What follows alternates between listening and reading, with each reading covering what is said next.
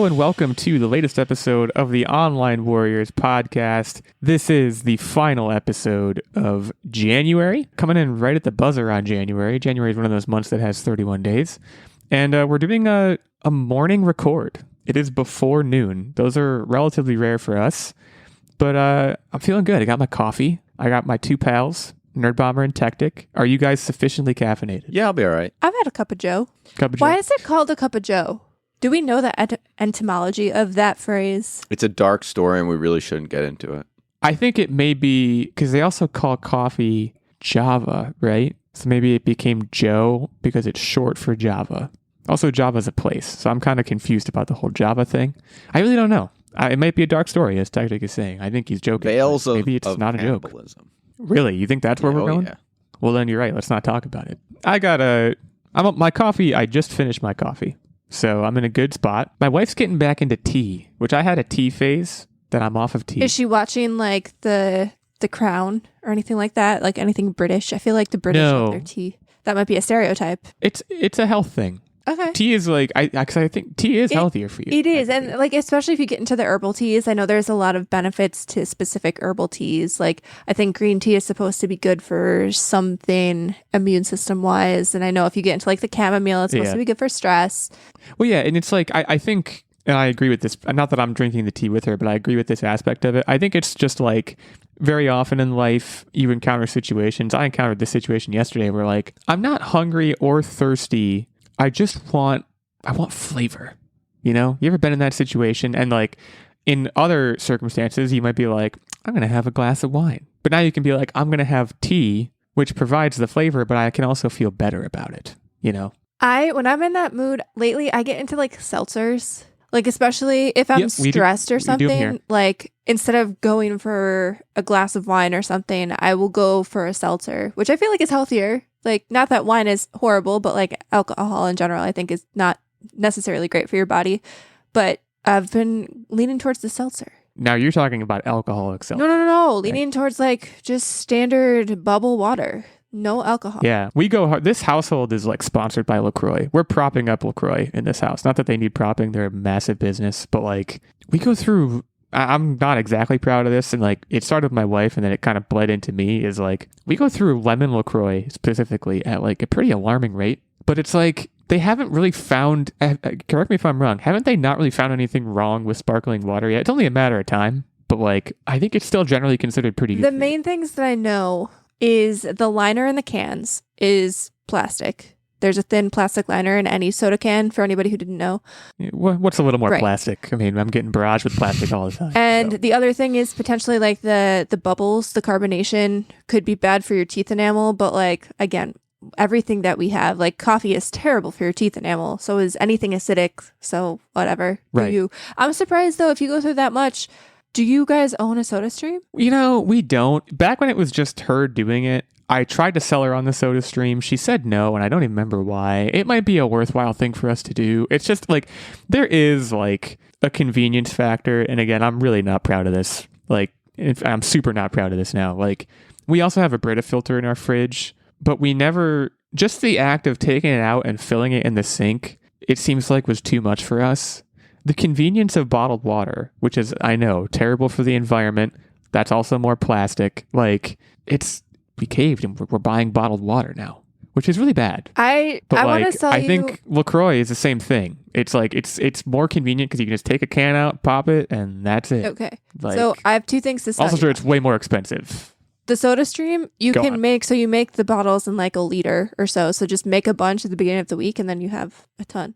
We do have a soda stream. I've kind of cut back on seltzer. Like now I call it my sad girl seltzer hours, where like if I'm really stressed, that's when I kind of lean towards it. So I don't have it consistently enough to... Sad girl. hashtag sad girl seltzer hours. I can't even say it, but that's really good. And then I sell you an... Obviously, this would be a big investment, but if you ever are in the market for a new fridge, get one with a little water thingy in it, because like that, game changer. I know, that would be... Growing up, I thought the people who had those were like super bougie, so the first time that we bought our own fridge and got our own house, we made sure we had one of those, and it's fantastic. Love it. My parents have a water dispenser in their fridge. They've had one in their fridge for like, I don't know, when they got their new fridge, which was probably at this point 10 plus years ago. at a certain point, something mechanical broke in it where like they replaced the filter a few times, doesn't seem to have fixed it. The stream is really low, so it can't really be used. It's a weak stream. And they won't fix it. And I'm like, are you kidding me? Like this is a huge life improvement, quality of life bump that you just are ignoring and like aren't willing to fix. Like I would kill for a water dispenser fridge. When I wouldn't pay that much money for one, but like if I could, like you said, you moved into a house that had one, you win. If you need a new fridge now, I think they're more or less standard. Like almost every fridge comes with them now, unless you get like the bare bones, like the old school two door, like almost like chest freezer type. But when I tell you, our power went out a few times in the last couple of weeks, like, it's winter, it does that. And my internal panic when I went to get a glass of water and then realized that I couldn't use the fridge to get my water. You had to drink tap water. I was just like, what is this? So then I went and got a water bottle because I'm not drinking. Like, there's nothing wrong with tap water. I grew up on tap water, but I don't know. There's just the convenience. It tastes crisper. I can't tell you why. I can't tell you. No, it for sure does. Now, we'll move on, but I have one more question of a personal nature, if you would indulge me. You said sad girl seltzer hours. When are those hours? Is this like an 8 p.m. to 12 midnight situation? Is it a set slate of hours? It's directly correlated to stress or if something like bad has happened. So this all started like, I don't know, a few months ago. We were having like a little shindig at my work office and I had brought in a bunch of seltzer waters, probably like 8 packs of, the 12 cans. And we did not go through them all. So I had them at my desk. And every time I would get like really stressed, I would crack one open. You crack one. And so now it's like it's Pavlovian response where like anytime I'm like overly stressed. So like, for example, I got a Cricut for Christmas and I bought this little like cart thing, right, to put it on and put my heat press on, all that jazz. The paper cutting thing. Not to be clear, you didn't get a pet. No, the paper cutting machine. Yeah. And so on Amazon, I bought, your standard particle board, like cabinet rolly thing for like a printer. And partway through putting it together, like we realized the measurements didn't match what was on the website, and I thought that it wouldn't work for the. So you went and you cracked the seltzer. And it ended up, after I built the rest of it alone. No, you did not. I came back and realized after we finished building it that it did in fact work, but the sad girl seltzer got me through it, gave me that push to keep going. I feel like there's an ad campaign that has a similar like sort of premise of like if someone's in a bad situation, if they take a second and pop a cold like 7-Up or something and drink it. It's a Snickers. Is it Snickers? Okay, yeah. So you're basically living the Snickers life. So it's not a set of hours. No. That's I wanted to clarify that it wasn't like a schedule. I guess it could be like sad girl stress hour or something. You should reach out to them though. I guarantee you a commercial of it's time for a sad girl seltzer would sell like hotcakes. Hey, any seltzer company, he's right. Get at me. Yeah, that's 100% true. Today, guys, we're going to the movies. We have 3 movie or at least movie adjacent topics to go through. We're at that point in the year as January bleeds into February where we're starting to get a little bit of a tease of like what the summer movie season is going to be like, or even later spring. So this is probably going to be a trend where we're going to be talking at least one movie thing a week for probably a while is what I would guess. I guess I shouldn't predict that necessarily, but we got 3 movie topics today. We're going to be talking about Dune 2, which I'm very excited about. We're going to be talking about a new trailer that we got involving Jordan Peele, who's like kind of the big dog right now. And we're going to talk about Ricky Stanicky, which I don't even know what else to say about that, but we can probably start with that one because that one, I believe, is the one that is, it's not quite the one that is most upcoming, I guess, coming out March 7th. Ricky Stanicky. This is a movie starring Zac Efron, John Cena, and a bunch of other folks who I don't think most people would know about. This is coming straight to Amazon Prime on March 7th. And this is, I think, trying to do something, and I'll get your take on this in a second. I think it's trying to do something similar to what No Hard Feelings did, where it's trying to bring back a certain brand of comedy movie that was a big deal in like the mid to late 2000s. Maybe I have the time period a little bit incorrect there, but this is a buddy comedy is what I would refer to it as. Comedies. What I will say, so if you haven't seen the trailer that dropped this past week, you can pause the podcast, go watch it, because we're going to talk about it. What I'll open the discussion by saying is I think John Cena is maybe underratedly funny. No, he's appropriately ratedly funny. I think he's always really funny. I think this is a good role for him. I don't really I think this premise has a lot of juice. I worry a little bit that it's going for a lot of adolescent laughs that it doesn't have to go for, if that makes sense. Like a lot of penis jokes that I'm like, that's fine, but like this premise has a lot of other sources of comedy without just saying penis. I'm glad you stuff. mentioned the penis jokes, because we're gonna talk about that in a little bit as well. But I want to talk about the premise of this movie. The premise is there's three friends. They always say, hey, they're gonna meet up with Ricky, and they've been telling their families this for years for various reasons. They have to see Ricky, the cancer, whatever, and lo and behold. And to be clear, Ricky doesn't exist, and they use this as Ricky's not an real. opportunity to go to like raves, parties, what have you. The World Series. And lo and behold, they are nervous that Ricky's going to get found out that he doesn't exist, so they hire a person to step in as Ricky, and then various shenanigans ensue. And so there's a lot of movies like this where it's like a guy's trip, and I just want to ask the listeners, is that a common thing that happens where you leave your wife, your family, whomever behind to go for a trip with the boys? Is this a thing that people do? I think so. Yeah. So I've never done it. Granted, I've only been married for a year and a half, but you were in a relationship longer. I was in a relationship longer, and it hasn't really ever been a thing for me. I do think for a lot of guys, I think it is. I think I don't know if the listeners will bear me out on that, but it's at the very least a media archetype that is, like you said, been done many, many times over. So it doesn't feel that out of place as a plot device. But you're probably right to ask the question. I think they're probably getting less common. I think it's probably a little bit like bachelor parties taking place at strip clubs. It's it doesn't really happen anymore. At least as far as I know, it doesn't really happen Depending anymore. on the listener's feedback, I might propose to you to become my boy, and maybe we'll go on a trip someday. We just go on romantic one-on-one trips. Yeah. Or just shenanigans. I'm open to that. This movie, again, I think it's trying to do something similar to what No Hard Feelings did. Which I think is great. I will say, I watched this trailer. I think it's great. I watched this trailer with my wife, and she said the trailer looked dumb. And I voiced that opinion of it's just trying to do what No Hard Feelings did. We like that movie. And she said, yeah, but No Hard Feelings had a female lead. And she basically stated that was very important. It probably helps reel in the dick jokes. No Hard Feelings certainly had. No Hard Feelings based on the premise in some aspects. But that was a direct result of the premise. My point is, this movie, it's kind of choosing that for some reason. And again, I don't want to harp on that negatively and be it's because again, so many comedies of this ilk back in the day did the same exact thing. It's the raunch is to some people what the draw of the movie is. I just feel there's probably a way to go about this that would be just as funny without that, I guess. I think, and this is probably going to be a weird example, but I want you to think about it. I think Superbad walked that line very, very well. And this was the time when that was all coming out. This was the genre that you were referring to. And they talked about sex and privates and just crude comedy. But for whatever reason, it worked because they were also kids, pre-high school. So it made sense. When you start to encroach on these are adults, you have to be very careful.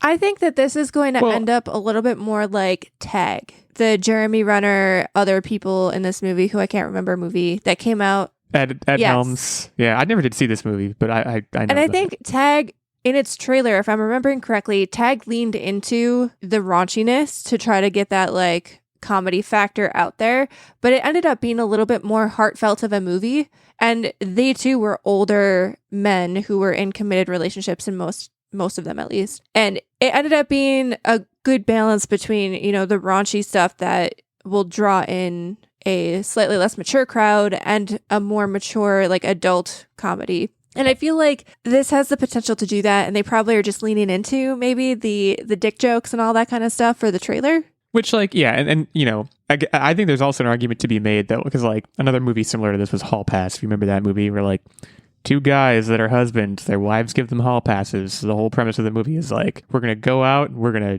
put some P's and some V's, and there's. When the premise of the movie is directly that, I'm much more willing to give a pass to it. I think the other argument you could make is I don't know if you could make that movie in 2024. You could make it in 2011 certainly, but does this brand of humor hold up? Is a general question that I have. I think I trust John Cena and Zac Efron, weirdly enough, to toe that line. Because John Cena, the HBO show, the DC. Yeah, I can't think of the name of it either. But I feel like that did a really good job. And John Cena, in most of his comedic roles, does a really good job of bringing humanity and some seriousness to an otherwise super goofy role. I think that's partly why his comedy is so underrated and why he's so successful in comedic roles, is because he lends a realistic nature to even the most insane characters. Like, he grounds them in reality in a way that doesn't seem like it should be possible. And Zac Efron has played enough dramatic roles and comedic roles where I think he can also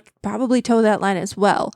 So I think that with those guys at the helm, I can't see them taking a script that would be completely dumb. I don't know. I don't have another way to put it, but I don't think they would take a script that is like super, super dumb. What's interesting about this too, this is directed by Peter Farrelly. If people don't know him, he's famous for Dumb and Dumber. There's something about Mary. Shallow Hal is another movie. Like, the most recent movie he made before this one was Green Book. Do you guys remember Green Book? Yeah. From like 6 years ago? So like, he took a very sharp left turn into drama, and now it looks like he's, for lack of a better term, returning to his roots. So I don't know. This movie, if you Google it, Ricky Stanicky, like, it's labeled as a comedy drama. I could see it taking a dramatic turn. I question their ability to do that in a sensible way when all the jokes are dick jokes, I guess. Like, I maybe that's if what you my don't see the issue writing is. on the wall for how they're going to make it dramatic, it's 100% going to be them welcoming Ricky into their fold and actually having annual meetups with now Ricky as the actual Ricky. Like, that's the dramatic turn. He's a sad guy, and they, through shenanigans, found friendship. Is that dramatic? Like, I don't Sure. know. I mean, I will potentially, considering this movie is not getting a theatrical release, it's just coming out on Amazon Prime, I will potentially watch it. I will say I am surprised. I'm not going to guarantee that I will. In the wake of No Hard Feelings, and I'm trying to think, there were, like, Joyride was another comedy that did fairly well at the box office this summer. There were a few. I'm surprised that it isn't getting a theatrical release, especially with the star power in it. I feel like John Cena and Zac Efron alone are enough to sell tickets to a movie, and I'm a little confused that they decided to go pure streaming on this, because I think Prime has done in the past where they've done not quite concurrent, but it goes to theaters first for like a limited run, like a month or two, and then it'll hit Prime after. I'm just surprised that's not the way that they're going with it. Also, a very interesting, I don't want to call it a left turn for Zac Efron because he's done everything, but he's coming off of The Iron Claw, which, like, people are saying he should have gotten an Oscar nomination for that. Like, I guess it's a very, very intense dramatic turn. And, like, obviously he doesn't know when he makes these things before they get released. Like, he probably filmed Ricky Stanicky before Iron Claw was even released. But, like, it's just interesting that now people are like, hey, we should maybe take Zac Efron pretty seriously. And then he's, like, coming out with this movie. Like, it's just, I don't know. It's interesting happenstance, I guess. Anyways, yeah, March 7th, 2024 is when this one comes out. If you're a fan of raunchy buddy comedies, then this is the ticket for you. I think it's fairly safe to say that. Let's continue to talk about movies that, you know, I guess you mentioned, Nerdbomber, that you're surprised that movie was not getting a theatrical release. The next movie we're going to talk about, Monkey Man, it has a very interesting story. So this is the movie that I mentioned at the top of the episode as being a Jordan Peele involved project. He actually was not initially involved in this project. So this movie, we got a trailer for this past week. You can, for not to paint with a broad brush, but like, it looks like it's going in the direction of Indy and John Wick, right? Dev Patel is directing this movie. He is starring in it. This is a movie that, as far as I understand it and what I've read about it, is that Dev Patel has been training for years and has been trying to sell himself to various projects as he wants to be an action star. He's trained. He wants to do the next John Wick thing. He wants to be that guy, and he hasn't had the opportunity to do it. So he finally reached a point where he said, okay, I'm going to sit down. I'm going to write and direct a movie that I star in that does what I want to do, which, first of all, I think is a great thing. He did that. Netflix bought it, and Netflix was going to basically put it out as a Netflix movie. Then, via means I'm not actually 100% sure of, Jordan Peele saw it, and he said, no. So he essentially, his production company, Monkey Paw Productions, did something. I don't know if they bought it or what. Universal is now distributing it, and it's getting a theatrical release this April 5th. So that's, I don't, like, we'll talk about the trailer itself in a second, but I don't want to gloss over that. Like, I think this is a movie that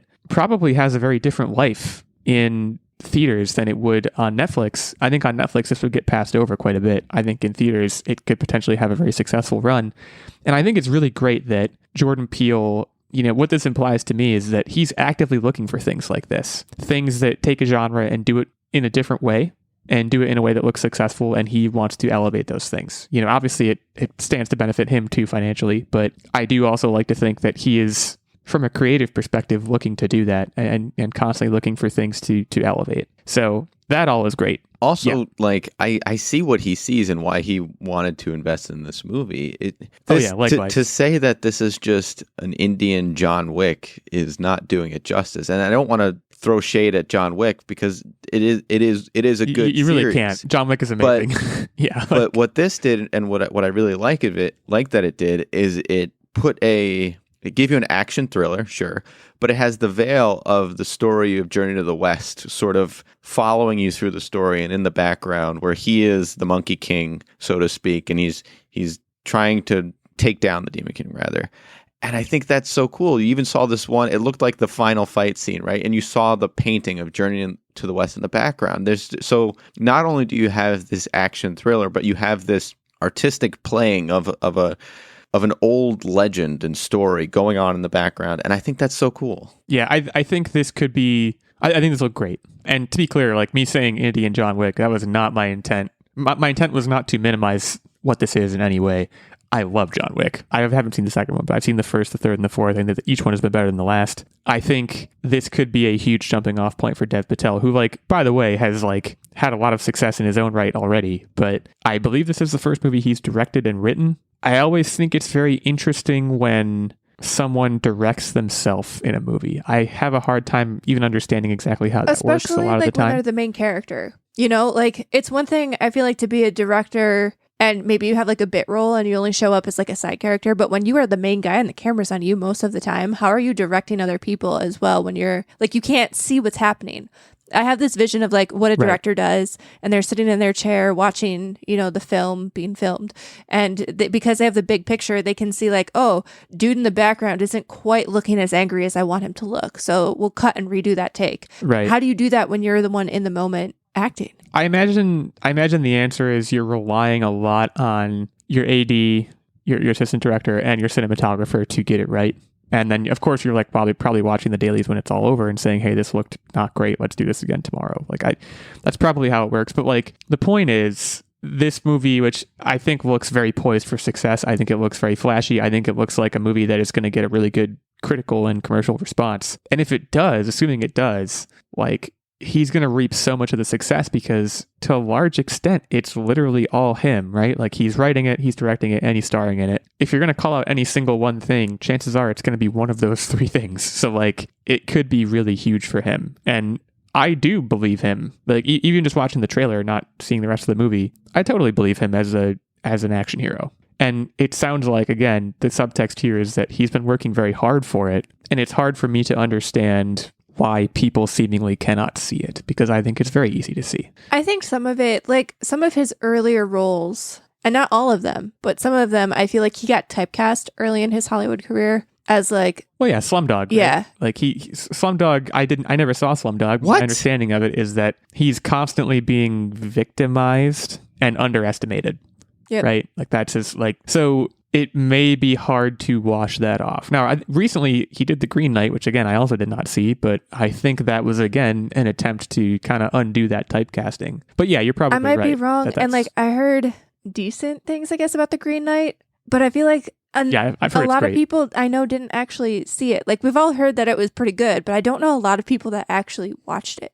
A24 can be like that, which, sidetrack, there's a trailer for a movie that just came out, an A24 movie called Tuesday. We're not going to talk about it on the podcast because it's insane, but I would encourage all the listeners and you two to go watch it because it is the most A24 trailer I've ever seen. There's a talking parrot, someone's dying from cancer. It's the weirdest thing I've ever seen. So A24 can be like that. But yeah, Dev Patel, I'm into this movie. I love the idea of whenever I go to see John Wick, because I saw both 3 and 4 in theaters, you go in knowing exactly what you're going to get, right? Which is all right, this is going to be completely mindless. I'm not going to learn anything, but I'm going to see a lot of really great action set pieces. This Monkey Man, I think, has the potential to provide that and to draw that audience, but also surreptitiously teach them things and like expose them to other cultures, which is always a great thing. So like, I think what I imagine the motive of this movie is, I think is very, very pure of heart, and I'm very, very into it. And at the end of the day, it's also just a really fun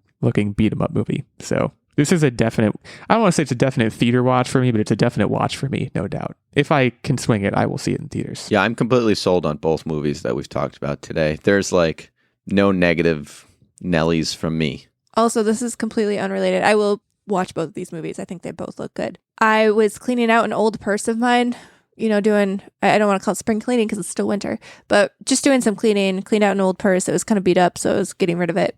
And I found my movie pass card, guys. What a day. What a summer. Hashtag movie pass.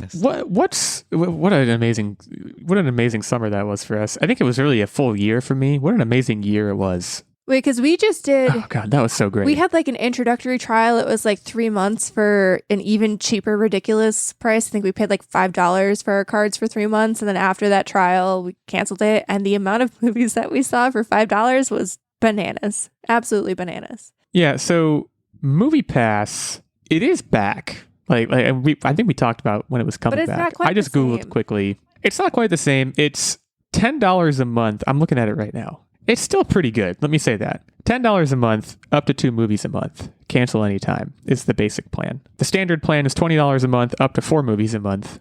Cancel anytime. Premium is 6 movies a month for $30 a month.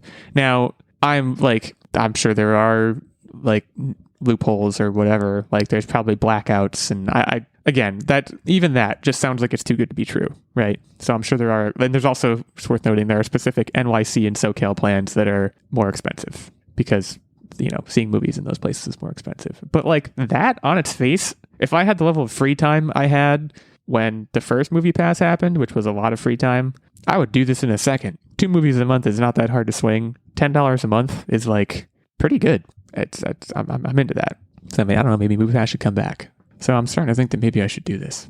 Nerdbomber, you shouldn't have brought this up. Sorry. It's gonna change my entire life. Anyways, Monkey Man, April 5th, 2024. I think that's gonna be one to keep an eye on. Let me put it that way. What did you think of those trailers, listeners? Monkey Man and Ricky Stanicky. You can let us know. @OW86 is my Twitter handle. We have @OW Nerdbomber, @OW Techtic, and our main show account @OnlineWarriors1. Let us know what you thought of those trailers and anything else that we talked about on the show. We're going to take a short break now, and we're going to come back to talk about the Dune Part 2 popcorn bucket.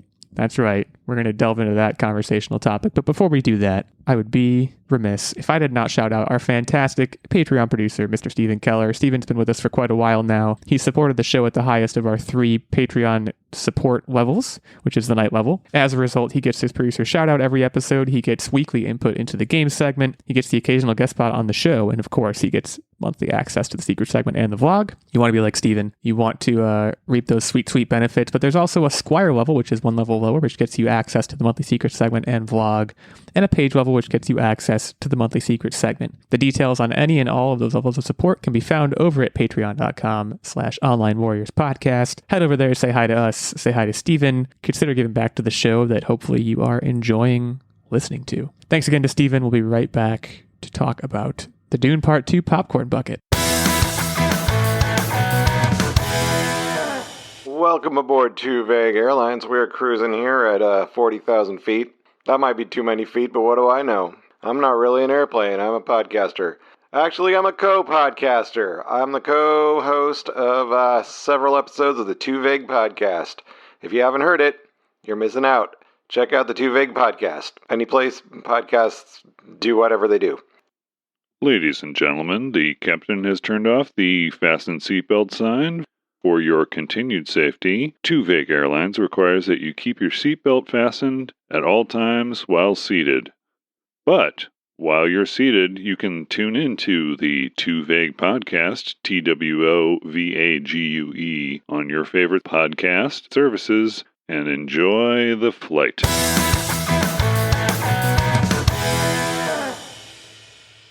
Okay, we're back to talk, and this part of the episode is going to be PG-13 at best, probably rated R. Let me just say that. Put the kids to bed for this segment. If you've been anywhere on the internet in the past week, you've seen the AMC promotional Dune 2 popcorn bucket. I have a Vulture article open in front of me that's talking about it. I just want to read a few things from this article that I found to be funny.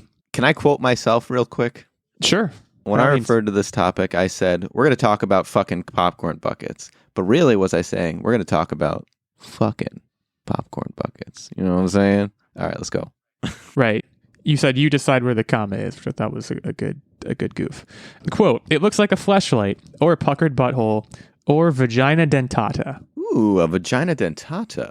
They repeatedly, in this article, refer to it as the Dune Part 2 fuck bucket, which I think is really funny. Look, like, I've never gone to the cinema and been like, give me the $30 goof bucket for any given movie. So I'm certainly not going to do it for the Dune 2 fuck bucket. But you were tempted. I think, no, I wasn't tempted by any means. What I think the discussion is here is like, when they designed this bucket over at AMC HQ, I don't even think this is a discussion. They 100% knew what they were doing. Like I don't know that, like, Dune Part 2 already has picked up enough steam in the public eye where, like, it's going to be huge no matter what. I don't agree with you. I think there is a certain level of naivety where they just kind of pushed it through. No way. Yeah. Absolutely not. They like knew. Someone they probably knew, but thought it was hilarious. The higher-ups did not know.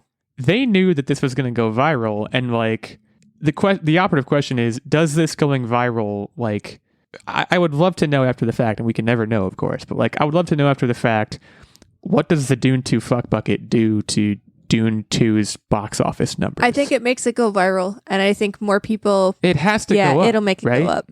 Now, here's the problem with it, though. Let me ask you something. When you guys... So, like, fuck bucket aside, did it bother you guys from a popcorn grabbing standpoint? Because when I grab my popcorn, I try to fit as many within my 3 fingers, your pointer, your ring, and your thumb. You clump a thing of popcorn, and you're going to have those little teeth kind of pulling it out of your hand. Yeah, in terms of like a functional bucket, it's not functional for popcorn, that's for sure. Then that's why it's functional for other things. To get popcorn, you have to, like, it's not just a matter of the circumference of the opening. It's more so a matter of, you got to kind of like alley-oop it. Like, you have to raise your hand and curl it around to get into the worm's mouth. Whereas with a normal bucket, like, yeah, that's something I would say. If I bought this bucket, first thing I would do take is, the lid off. Popcorn's in it. I would take the lid off and just be like, all right, now I can get to my popcorn like a normal human being. Like, I guess I can display this in my home after the fact because I'm a Dune maniac. And then when the popcorn's gone and there's nothing but butter grease on there, you put the lid back on. Right. And exactly. It's weird. The more I think about it, the more I do think they 100% knew. It's intentional. They're getting free marketing out of this because everyone's talking about it. I mean, look, we're talking about it on the podcast. And again, I was going to see Dune Part 2 no matter what. I was going to see it in theaters. But, like, weird for me to think about, like, what percentage of the population is seeing the Dune 2 fuck bucket and are being like, you know what? That's it. I'm in. Like, it's got to be a very small amount, but it's probably not zero. I think this will pick up steam on TikTok. There will be some sort of, like, TikTok fuck bucket challenge, and it will go from there. I'm not on that part of TikTok. Neither am I, but the statement still stands. But there is a part. Yeah, there is a part, I'm sure. I'll be curious. Well, when I go see Dune, I don't think I'm going to go to an AMC, but, like, when I do, if I were to go to an AMC, I wonder how many people I would see with it. Because, again, I don't think that's listed anywhere in the article, but, like, this has got to cost like $30, right? Like, it's not worth that, but people will buy it for the joke, I guess. Which, again, so, like, yeah, I don't know if this is AMC trying to boost Dune's numbers or just AMC being like, all right, people think this is hilarious, so they'll buy it, so we can charge $30 for it and make a killing. It's probably a little column A, little column B. Yeah, I don't know. Let us know at OW Illeagle 86. Are you gonna buy the Dune 2 fuck bucket? And if so, can you explain to me why? Because I don't understand it. What movie? Here's a discussion question before we move on. What movie have you seen in the past 10 years that you would have wanted / bought a souvenir popcorn bucket for? Also, I guess I should ask this first. Do you guys have any souvenir popcorn buckets? Because I do not.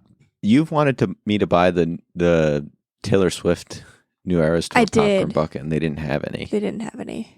No, we only have, we have, like, one of our local theaters, and I don't even know if they still do it because it's been a while since we've been there, but they used to have buckets that you would buy, and you could bring it back then for $2. You'd get it was like a super big bucket. It'd be $2 and you'd get that full of popcorn. And it was a really great deal. The initial bucket purchase was like $15, but then, every refill was only $2. But we haven't been to that theater in a while. And now one of those buckets at least has become the communal throw up bucket. I don't know if you guys have this in your house, but like I feel like growing up, you need everybody has a throw up bucket. It's like a perfect bucket that everybody has for throwing up, and it's great. It's got handles. You can put like a bag liner in there, and it's great. It's got deep depth. People use like salad bowls, and the problem with salad bowls, like that geometry for puke buckets, is it's got a nice ramp to kind of come back at you. If you're vomiting, you're vomiting. You know what I mean? You need something with depth where it's just got a hard wall for the velocity to just deadhead. And would you throw up into the Dune 2 fuck bucket? No, I think the little fingers would get in the way. If my mouth can permeate the little fingers, then yes. Like if I can do like a lip puckering, like while I vomit, then yes. Because now you've got an interesting shield. It's like a nozzle. Yeah, it's like a nozzle to throw up in. But I feel like the little fingers would like this is probably too graphic, but it would get caught. It would permeate. It would get caught in the little fingers, and then it would be bad. Yeah. And imagine cleaning that. You need to run some tests to determine its viability. I do not own any souvenir popcorn buckets. If I were to own, like, if Endgame had come out with a real cool one, I probably would have considered it, because like that was like the end of an era of like an entire era of movie going when that ended. I don't know what it would have looked like necessarily. It would have had to have been cool, but like I can't think of another movie that in the past 10 years I would have been like, I'm gonna go buy the Knives Out popcorn bucket. I don't even know what that would look like. So I don't know. We'll see what happens with the Dune 2 fuck bucket. Right now, it's kind of just a meme, and that's for good cause. Just made a souvenir cup. Would have been easier. Right. Yeah. I mean, maybe they will. Maybe that's coming. It's hard to say. Well, that brings us to the part of the show where we talk about what we've been up to. It's called "What Are You Up to Wednesday?" What are you up to Wednesday? And I know I went first last week, so I'm going to defer this week. I'm going to start with Nerdbomber this week. All right. So we watched a couple movies. I'll let Techtic cover one, but I'll cover the other one that we watched. And I know I was stumping for this movie when the trailer first came out because I thought it might be cute.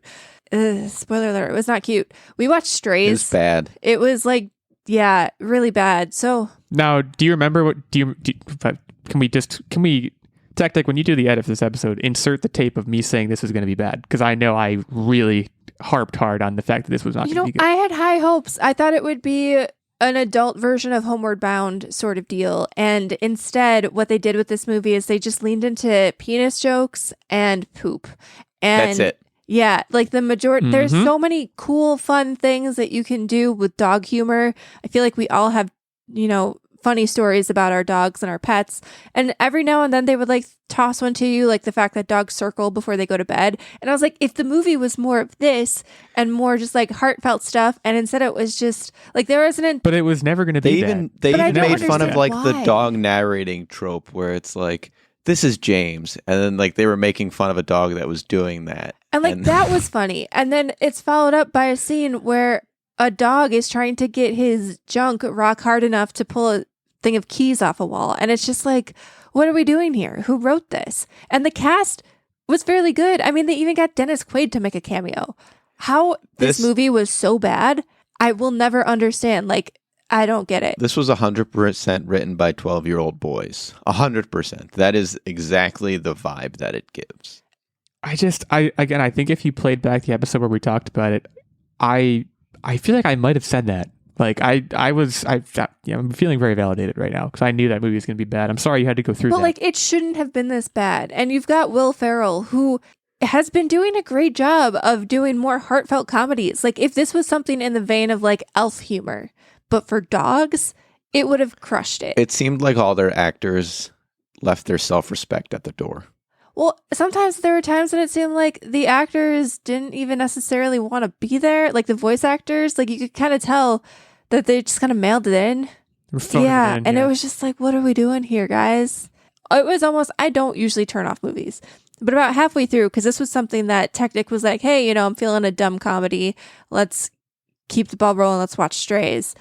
And halfway through the movie, I almost paused it and was like, can we stop with this? And I didn't, because I don't know. And then at the end, I felt like I had to be like, oh, it was fine. You were being so polite. You were like, this is fine. And I was like, no, this was bad. You're like, oh, thank God. Yeah, it was bad. I usually don't hate movies, but this, man, I just wanted so much more from a cute dog movie, and it was not cute. And there were points. But again, it was marketed as not a cute dog movie. It was marketed as I get that, just the boys being boys. But like it was the whole. There were points that were just so far fetched and dumb and ridiculous. And there's another movie that Techtic will cover that I kind of made it a comparison to Harold and Kumar Go to White Castle, and this just felt like I can't even compare it to another comedy movie because it was that bad and it was disappointing. Like, you could have done it better. Well, like I said, I'm sorry that happened to you, but I'm feeling it had a 69% on Rotten Tomatoes. Explain that, because that should have had like a 10 maybe. I can't explain it because I'm looking at it now. Yeah, the audience was 69, critic score was 53. Audience is doing me wrong on this one. That high. Audience is doing me wrong. Yeah, well, fair enough. Again, I'm sorry that happened to you. That's my main update. All right, well, we'll swing it over to Techtic. It sounds like he may talk about a different movie, hopefully one that was better than that. So the other movie we watched, again, we were watching just dumb comedies to kind of just be chipper and laughy. And the other movie we watched was Please Don't Destroy the Treasure of Foggy Mountain. And this is one of those movies where it's a dumb comedy. I'd give it like a 6.5 out of 10. It's turn your brain off fun. There was, again, a little bit too much penis jokes. I don't know what's going on in the world of comedy with penis jokes right now, but they're hot. I think we're better than that as a society. I really, really do. Well, yeah. And I don't know that, like, again, I think in 2011... 2010, like it was peak penis joke time. I think we're past that, or I would like to think we're past that. Like you said, like it seems like it should be over. But this was not bad. If you're like coming home from a night on the town and you're still kind of a little bit shit faced and you want to watch an entertaining movie, watch this movie. You won't have a bad time. See, I would almost say this is the one that I compared to Harold and Kumar Go to White Castle, and this is one of those comedies where there are definitely like quote unquote stoner moments of comedy, but there's also some more elevated culturally relevant comedy beats, and it was a decent blend of both. And to me, like, not as good as No Hard Feelings, I don't think, but I think this was fairly good. I think I'd rate it better than like a 6.5 or whatever you said. Like, if I'm just looking for like semi-smart stoner comedy, this is pretty good, and this is something that we haven't. Stoner comedy is probably the appropriate way to categorize it. It is perfect stoner comedy. And honestly, like, we do need movies like this. I think this was much better than Strays. I think that the audience is bearing you out on. Yeah, like, I don't know. This was just a much better movie. I was thoroughly entertained. I don't know. I actually really liked this one. I appreciate that it's a tight 92. Actually, again, that's something that I think more movies both of these movies were a tight hour and a half. Strays felt like it overstayed that hour and a half, but this movie definitely felt like a solid 90-minute movie. Yeah, Strays is an hour 33, so you guys were dialed into that length of movie. Yeah. Fair enough. Techtic, further updates for us, or is it my? I think I'm going to kick it over to you. The other stuff has just been keep on working on my hobbies and stuff. I finished God of War. Yes. And I think I might have said last week that I had finished the story, but I wanted to do more stuff. I've satisfied my desire to do more stuff. Like, I didn't 100% the game by any stretch of the imagination. I don't know what percentage. It's hard to really say what percentage I completed it, but I really, really enjoyed it. As I kind of mentioned that I would be doing, I'm taking a beat before jumping right into Ragnarok. I might go back to Returnal. I haven't decided yet what my next game's going to be, but really, really enjoyed it. Strongly recommend to anyone. Spider-Man's too expensive. I'm going to wait. I can wait. I have the ability to wait, and it's still $70. Just always do like I'm going to wait for it to come down amongst friends too.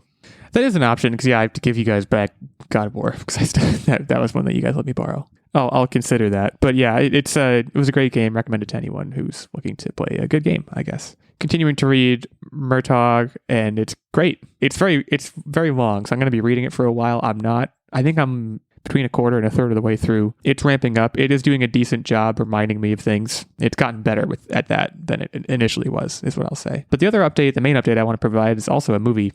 Last night, my wife and I watched The Creator. This is a movie that came out I believe in the back half of 2023 in the fall sometime. This is that sci-fi one, right? Yes, this is a Gareth Edwards movie. Gareth Edwards, of course, that's who directed Rogue One. This movie stars John David Washington, and it's, for lack of a better term, about a robot war. It had some good action set pieces. The plot was pretty predictable. I was calling out stuff well before it was revealed in the actual movie itself. I would say it was a step above mid, but it was like close to mid as far as movies are concerned. You could do far worse, especially considering that it's on Hulu right now. If you have Hulu, you can watch it for free. It was a little bit on the long side. It was over 2 hours, and I don't think it needed to be. But it was, overall a solid experience. I think it would have been great in the theater. This would have been a much better theater movie than a sit in the living room and watch it movie. It's also nominated for 2 Oscars, and that's not why I watched it, but it's nominated for Best Visual Effects, and it's probably going to lose to Godzilla, but it was pretty good with the visual effects. So if you want to see something cool, sci-fi looking, that has some great action scenes, you could do far worse. That's it for me for the week. So I'll swing it over to, I believe, Nerdbomber is providing the quiz today. I'll provide the quiz ranking updates. Recall that last week we all gave ourselves a nice pat on the back and gave ourselves wins. So Techtic is 2-0. I myself am 2-1. Nerdbomber is 2-2. Techtic, are you doing the quiz today? Who's administering the quiz? It is me. Nerdbomber. It's Nerdbomber. Okay. Oh, also Steven is 1-0.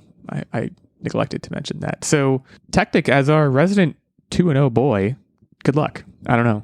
Good luck staying undefeated. I plan on beating you, but I always plan on beating people in the quiz, and I never do. Nerdbomber, the floor is yours. All right. So this week, the trivia is all about Jon Hamm. If you're not familiar with the games, this is Price is Right style. So they go back and forth trying to guess the correct answer, getting as close to the number as they possibly can without going over. Whoever is closest gets the point. And they each have one single lifeline. The lifeline can be either a +1 on the other person's answer or the answer 1, basically an answer of 0, to give themselves a wide range. So we shall start. And I believe Techtic goes first, right? Because he's in the lead. Yep. That is correct. So we'll kind of go through Jon Hamm's career from start to finish here a little bit.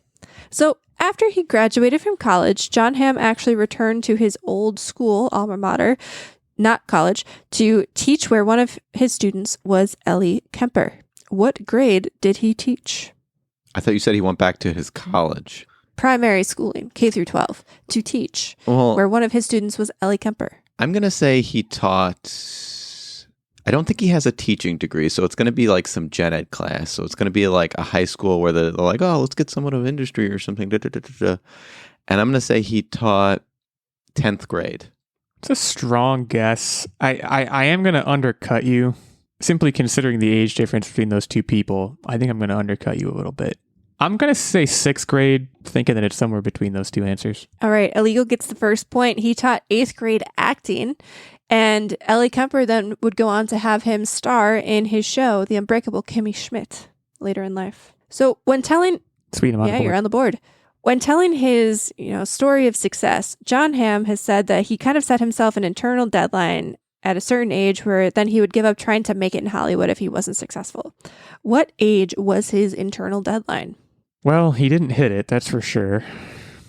I'm going to say 35, just because that feels right. I don't know. I'm going to say he was 15. It was 15 was the deadline. I see your tactic. Smart tactic. You actually got it, even though Illeagle was closer. 30 was his deadline. So it's a tied game. Reasonable. So now moving into his actual big break. As we all know, his big break was when he landed a lead role in Mad Men in 2007. How many viewers did it premiere to? How many viewers watched the premiere? You mean like the Hollywood premiere, like in person? No, like the premiere episode. I'm going to say 750,000. Not as high as you'd think. Well, yeah, I this is tough because it's going to be very low. I'm gonna say 750,001. He used his +1. I'm going to use my +1. And he did it to great effect. It actually premiered to 1.4 million viewers. I wasn't that far off. Yeah, so still very low. Yeah, still very low, but like I almost went with 1 because I thought it might be below that, but that less than 1 million is pretty insane. So after he made his breakout, People named him one of the sexiest men alive. Which in what People? Year? People magazine. That's a joke. I see what you did there. In what year did he receive that honor? He was a few years deep at this point. I'm going to say 2009. 2009. 2010. Okay, you both busted. 2008. It only took him 1 year of Mad Men fame. Shoot. To skyrocket up the sexy charts. A wasted +1. That's a death knell tactic. Yeah. I had to, though. Oh, yeah, for sure. It was the right call. All right, so it's 2-1. Illeagle is winning. If Illeagle gets this, then he takes the cake. If Techtic gets this, it's a tied game, and I have to quickly look up a tiebreaker. How many total award wins does Jon Hamm have under his belt? 16. It's a very good guess because I'm sure Mad Men cleaned up, and I'm sure he served as producer on, so like he technically gets those awards too. I don't know if he's won any Oscars or anything for anything besides Mad Men. I'm gonna undercut you. I'm gonna say 6. All right, Techtic gets that one. 23 awards under his belt. Sugar. So just all right. So tiebreaker. Just give me 1 second. All right. What was Jon Hamm's salary when Mad Men debuted per episode? Salary per episode. Yes. And this is a text in, correct? Yes, it is. I have submitted my answer. All right. So Techtic said 15K and Illeagle said 54K. Illeagle takes this one. Fudge. His salary was $75,000 per episode. Let's go. That's a lot of scratch. That's like most people's salary for a year. So I moved to 3-1. Techtic moves to 2-1, which means there's a new top dog in the house, and it's your boy. Nerdbomber, of course, stays at 2-2. She will face off against Techtic next week, at which point another lead change may occur. So be on the lookout for that. In the meantime, we thank you all for joining us here on the Online Warriors podcast. Feel free to leave us a review on Apple Podcasts. Let us know what you thought of the show, whether you thought it was good or bad. Feel free to tell your friends. Word of mouth is very important and powerful, so we're not averse to that. And have a great week. Stay safe. Keep on podcasting.